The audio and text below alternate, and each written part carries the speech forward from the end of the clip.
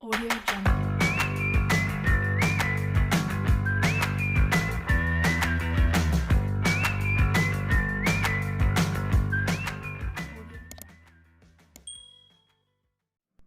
Assalamualaikum, hai semuanya, apa kabar? Bertemu kembali dengan Kak Gina di sini ya. Hari ini kita akan membahas mengenai kecepatan dan kelajuan.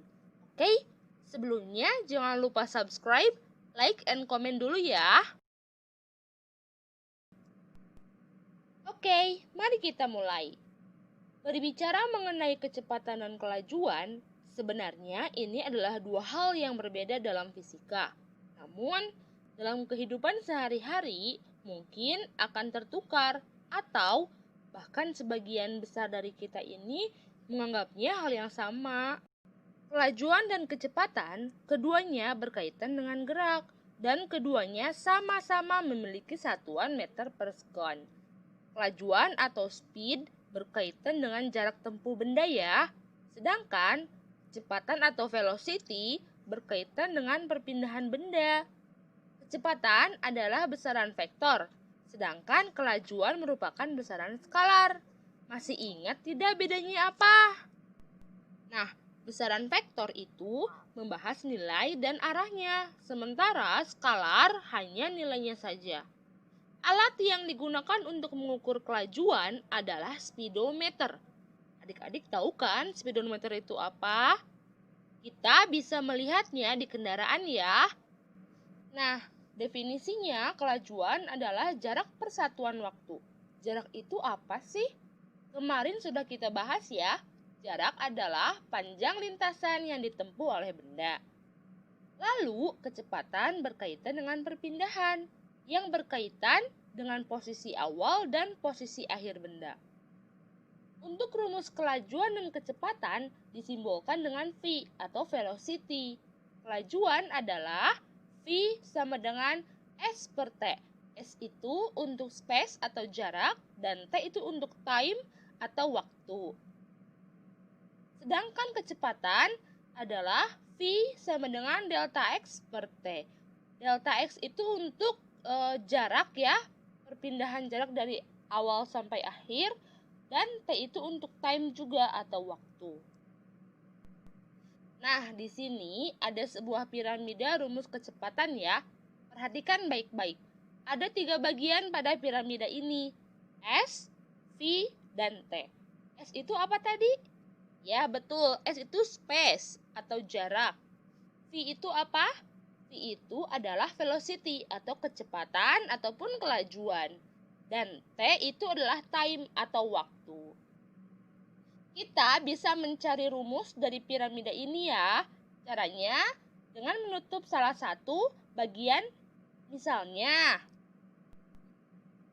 ketika kita akan mencari jarak atau S, kita akan menutup jarak itu. Tersisa dua lambang, yaitu V dan T. Nah, yaitu tinggal kita masukkan saja V dikali dengan T. Nah, dapatkan? Satu. Kedua, kita mencari V. Maka kita akan tutup V. Yang tersisa adalah S dan T. Maka karena ada lambang bagi di sini, maka rumusnya adalah V sama dengan S dibagi T. Dan untuk mencari T, kita akan menutup lambang T. Tersisa S dan V. Maka hasilnya adalah T sama dengan S dibagi V. Mudah bukan? Nah, sekarang ada juga alat yang digunakan untuk mengetahui kecepatan. Kita sebut dengan velocimeter. Dan ada juga GPS, yaitu Global Police and Strategy. Lalu, speedometer itu apa ya? Speedometer adalah alat yang digunakan juga untuk mengukur kelajuan. Untuk memudahkan pemahaman kita, perhatikan video ini baik-baik ya. Ada sebuah mobil yang sedang berjalan. Dalam mobil ini ada alat ukur, yaitu disebut dengan speedometer. Speedometernya menunjukkan angka 60 km per jam. Menurutmu, Ini adalah angka kelajuan atau kecepatan ya. Nah, kita lihat di sini 60 km per jam. Tanpa ada arah berarti itu hanya nilai. Maka disebut dengan kelajuan. Ketika kita berbicara 60 km per jam ke arah timur, nah ini baru disebut dengan kecepatan. Karena ada nilai dan juga arahnya. Nah, perhatikan baik-baik ya, kita akan membahas contoh soal. Pada pukul 8, mobil melaju dari rumah ke arah timur sejauh 12 km. Kemudian berbelok ke arah selatan sejauh 5 km menuju toko buku. Sampai di toko buku pukul 10 pas. Tentukan kelajuan dan kecepatan mobil dari rumah ke toko buku tersebut. Kita bahas bersama-sama ya. Mencari kelajuan membutuhkan jarak dan waktu. Kita mencari jarak dahulu, yaitu 12 km ditambah 5 km, sama dengan 17 km. Satuan jarak adalah meter, maka kita konversikan dulu menjadi meter. Jadi, 17 km dikali 10.000 sama dengan 17.000 meter. Nah, sudah dapat jarak, tinggal mencari waktu. Mobil berangkat jam 8, nyampe ke toko buku jam 10. Maka jam 10 dikurangi jam 8, yaitu 120 menit. Ya, paham ya? Nah, karena waktu itu adalah satuannya detik, 120 menit kita konversikan ke detik menjadi 7.200 detik. Baru kita masukkan rumus. 17.000 dibagi 7.200. Hasilnya adalah 2,361 meter per second. Nah, untuk mencari kecepatan, rumusnya adalah perpindahan dibagi waktu. Perpindahannya berapa sih? Nah, ingat ya di pertemuan kemarin, di video itu ada cara membahas perpindahan, yaitu dengan menggunakan rumus Pythagoras. Nah, lihat di gambar. Gambar ini menunjukkan sebuah segitiga ya untuk perpindahannya. 12, 5. Nah, berapa ya Pythagorasnya? Betul, 13. Nah, 13 km. Kita konversikan lagi menjadi 13.000 meter ya, dikali 10.000 ya. Lalu waktunya sama dengan tadi, yaitu 7.200. Hasilnya adalah 1,805 meter per second.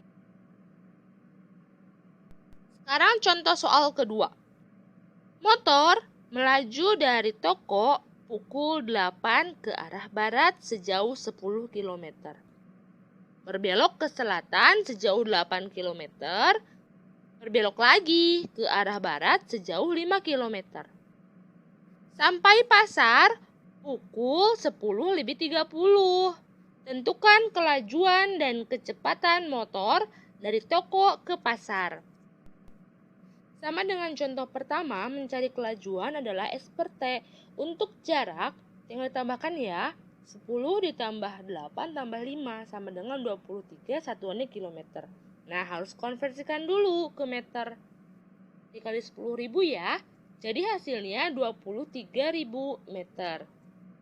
Untuk waktu, kita berangkat jam 8 sampai di toko jam 10.30. Maka membutuhkan waktu 1 jam setengah ya.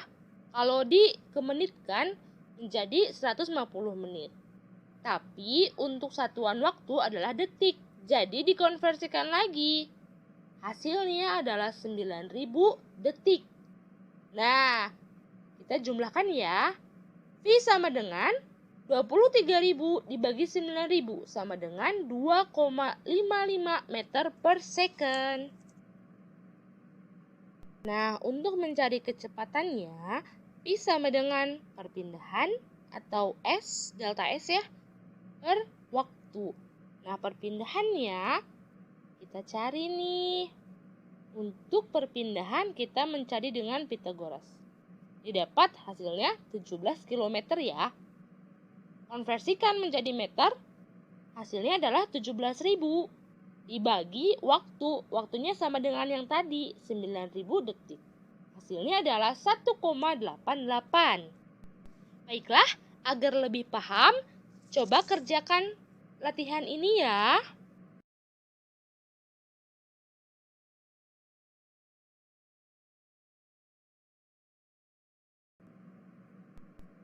Baiklah, sekian materi kali ini. Kita sambung lagi ya ke materi selanjutnya di video selanjutnya. Jangan lupa, apa ya?